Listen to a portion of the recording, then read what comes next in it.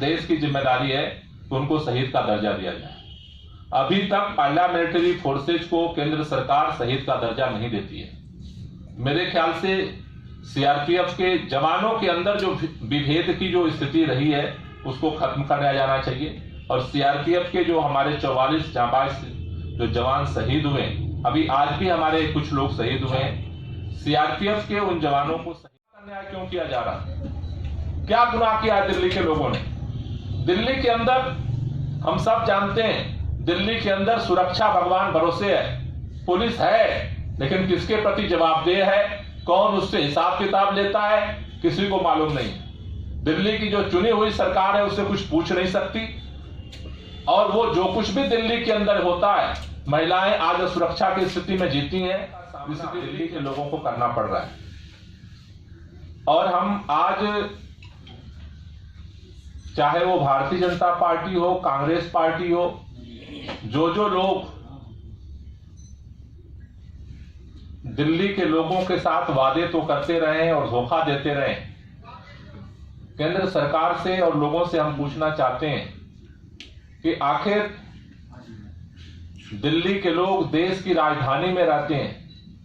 आमतौर पर तो यह समझा जाता है कि दिल्ली के लोग जो देश की राजधानी में रहते हैं वो सुपीरियर माने जाते हैं, लेकिन दिल्ली के लोगों के जो संविधान प्रदत्त मतदान का अधिकार है, आज दिल्ली वासियों के वोट की कीमत देश के वोट की कीमत से आधी क्यों है?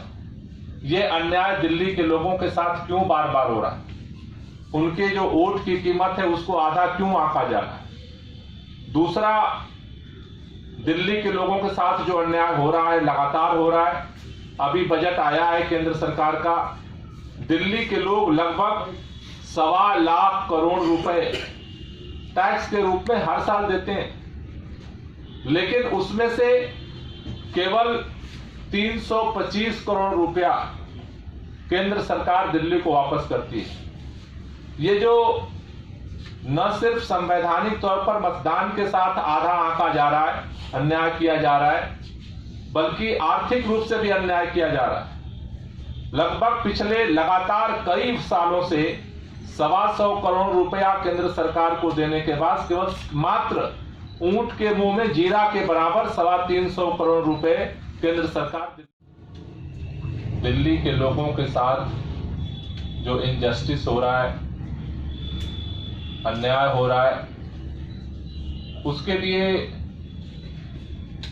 हमने सभी प्लेटफॉर्म पे इसके समाधान की कोशिश की।